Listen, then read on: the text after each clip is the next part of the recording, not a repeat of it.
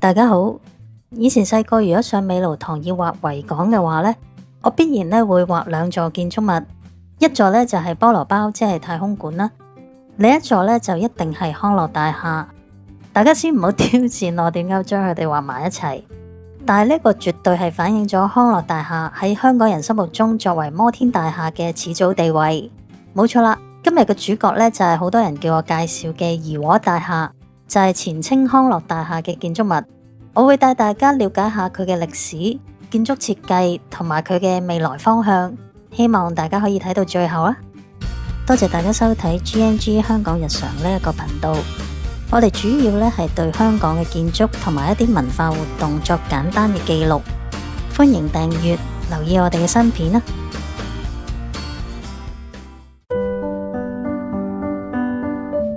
康樂大廈咧係位於香港中環康樂廣場1號，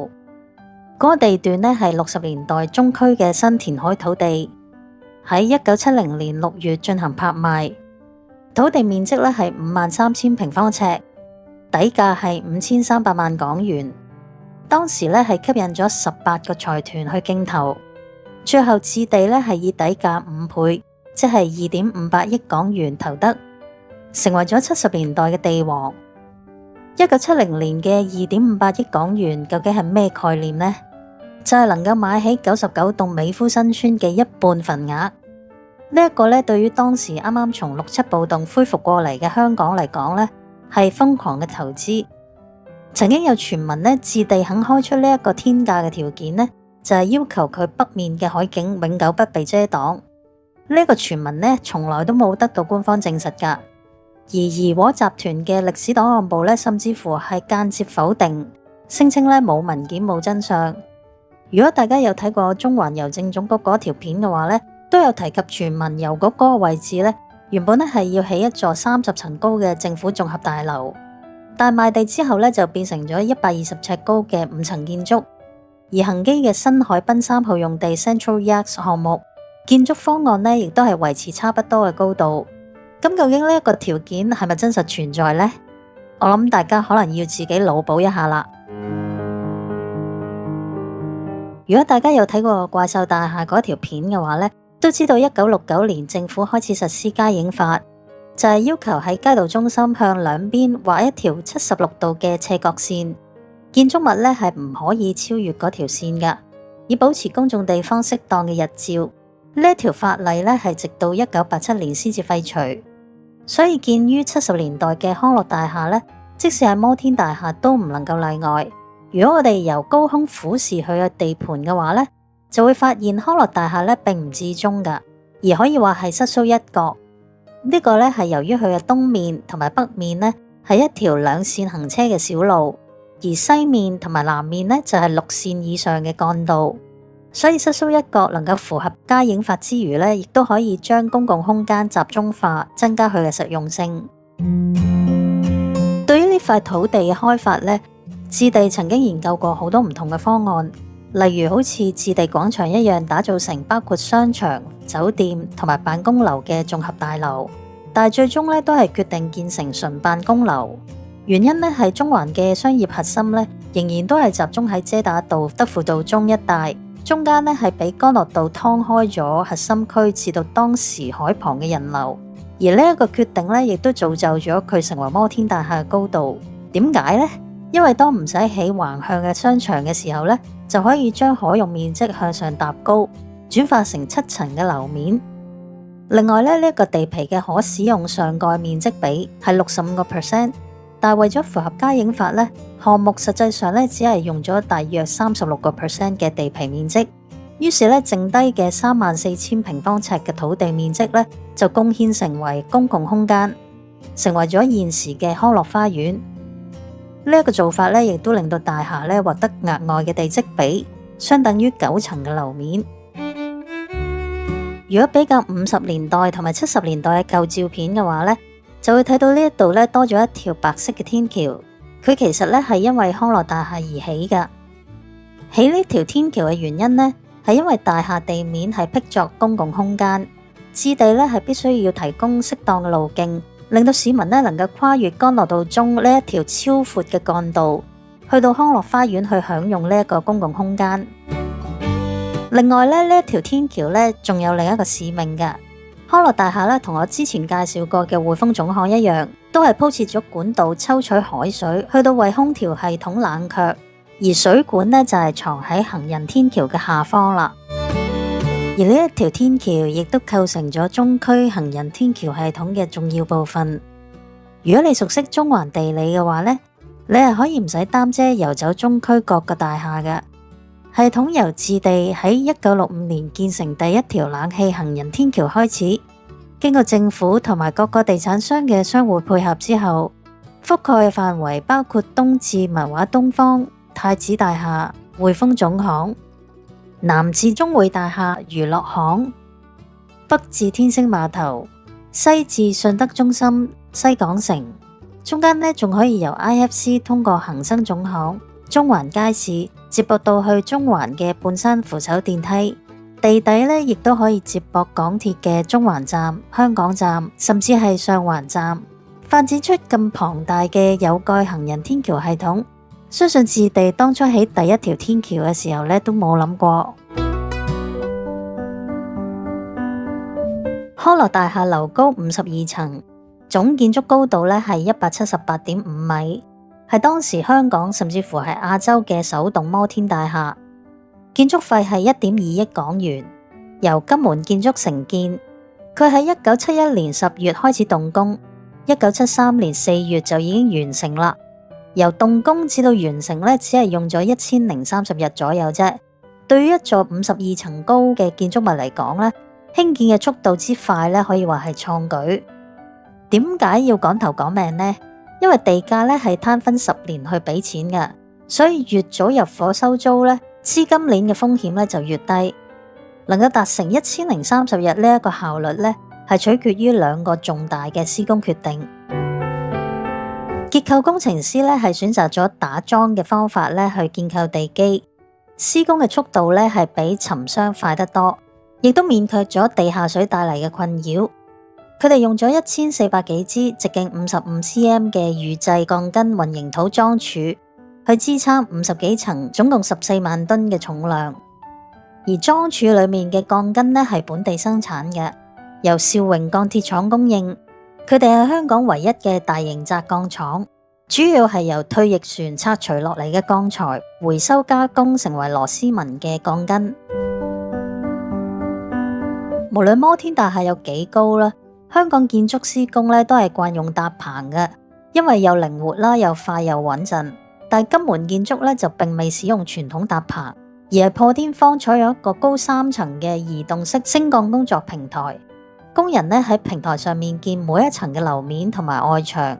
建材同埋工人咧都係經過吊台，由電梯井或者一啲圓窿之間出入，如此這般逐層逐層咁樣起上去。呢一個施工方式咧，比搭棚咧更加快捷。康樂大廈咧係由巴馬丹拿建築師樓嘅合夥人穆夏一先生設計。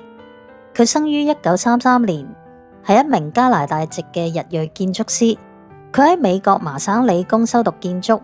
佢聲稱喺1960年嚟香港嘅時候咧，係為咗追求當其時嘅香港女友，即係而家嘅老婆啦。佢雖然咧係日本人，但係佢係完全唔識日文㗎。佢嘅知名作品咧，除咗康樂大廈之外咧，仲有置地廣場、瑞和苑等等。康樂大廈咧係採用一個管中管嘅石屎結構，就係以中央嘅鋼筋混凝土核心內筒，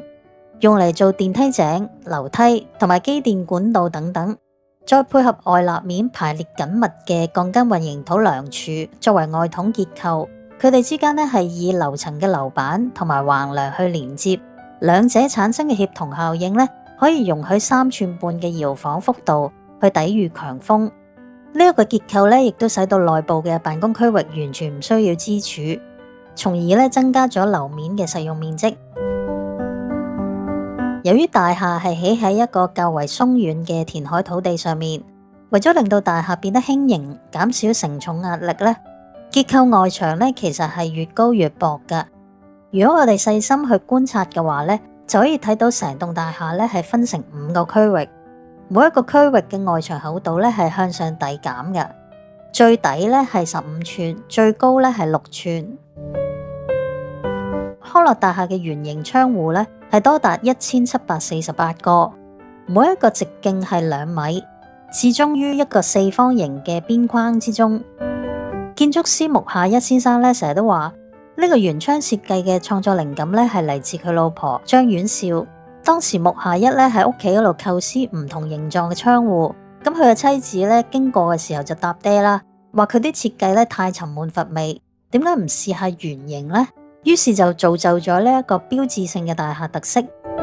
雖然穆夏一先生俾咗一個咁浪漫嘅理由啦，但係其實圓形嘅窗戶咧有佢嘅技術含量噶，因為外牆咧係結構牆，所以開窿嘅大小咧都有所限制，而且結構上咧方形窗嘅角位咧係受力最大嘅，所以好容易就會導致混凝土裂開或者係結構疲勞，而圓形開孔咧就可以分散受力，維持咗整體嘅韌性同埋堅固度。情況咧就好似飛機嘅窗戶一樣。呢個大廈嘅18樓咧係機電層嚟噶，所以呢一層嘅窗咧全部都係中空冇玻璃噶。圓窗咧除咗有技術含量之外咧，其實仲有藝術含量添。由室內望出去咧，圓窗就好似一個中式園林嘅月門，將景致咧收納喺一個畫框一樣。康樂大廈嘅元祖升降機咧係由 Otis 提供，分咗低、中、高3個區間。當中高區嘅升降機咧係能夠達到每秒7公尺。當然啦，同今時今日相比咧係小巫見大巫，但係呢一個咧已經係當時亞洲最高速嘅升降機啦。不過元祖嘅升降機咧已經喺2008年翻新嘅時候咧由 Otis 更換為信達。而現今香港最高速嘅升降機咧，應該就係2011年建成嘅 ICC Sky 100觀景台升降機，60秒咧就可以由2樓升到上100樓，每秒咧係達到10公尺。而現今全球最快嘅升降機究竟係邊呢？原來就係2019年落成嘅廣州周大福金融中心嘅升降機，由日立製造，每秒咧可以達到21公尺。足足咧係比 ICC 快1倍。康樂大廈嘅頂樓 Penthouse 咧係怡和集團總部，外圍咧係一個大嘅露天平台，上面咧其實仲有2層噶，係機電裝置同埋電梯機房，上面咧係冚咗一個半金字塔式嘅頂蓋，梯形嘅設計咧亦都係同嘉應發有關噶。康樂大廈連接地面咧係靠10支幾何雕塑形狀嘅柱腳，就好似屋企裏面嘅飾櫃一樣咧，從地面升高咗2層。支柱裏面咧就係22毫米厚嘅懸掛式玻璃幕牆，玻璃咧係經過測試可以承受香港颱風嘅威力，亦都係當時亞洲最大嘅玻璃幕牆。每一塊玻璃咧係高7.9米，闊2.4米，令到2層升降機大堂咧都能夠接收足夠嘅採光。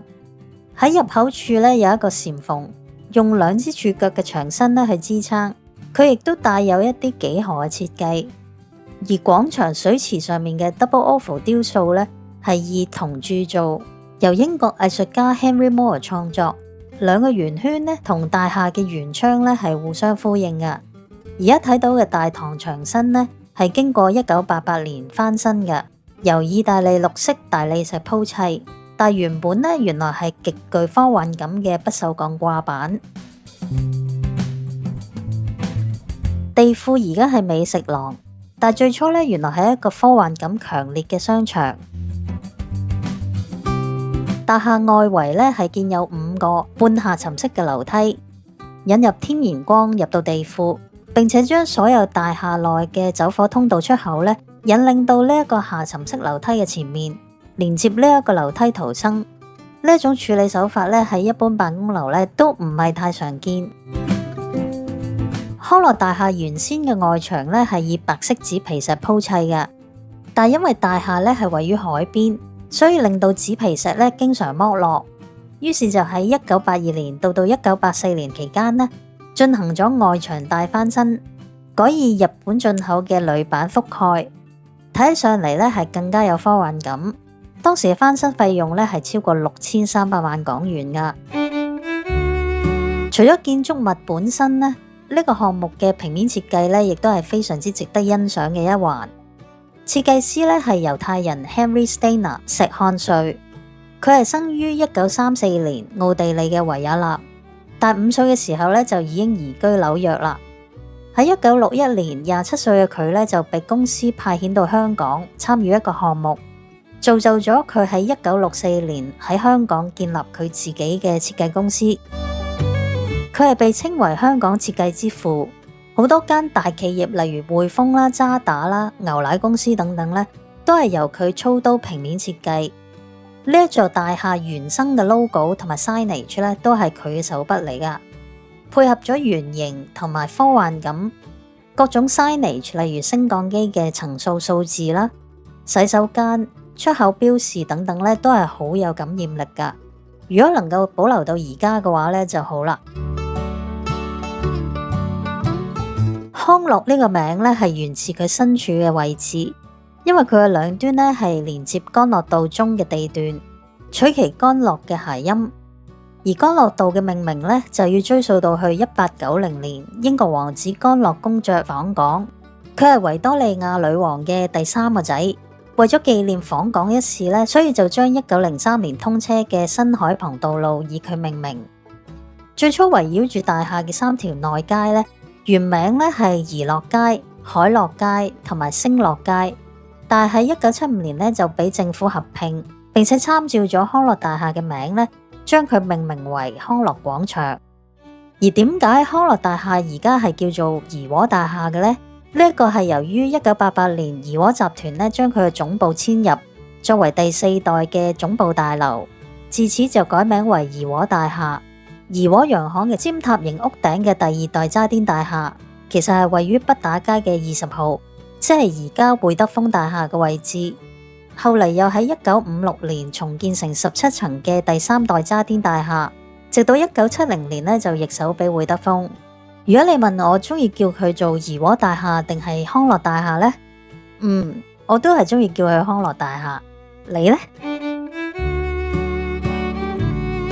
信報2026年4月10號嘅財經專欄呢，曾經引述喺 IFC 工作嘅人士表示，怡和大廈有沉降問題，於是大業主置地呢決定重新部署，令到區內各大地產商呢開始向現有租戶招手爭奪客源。怡和集團呢暫時未有交代相關嘅傳聞，而喺屋宇署呢亦都未查到相關嘅重建圖則，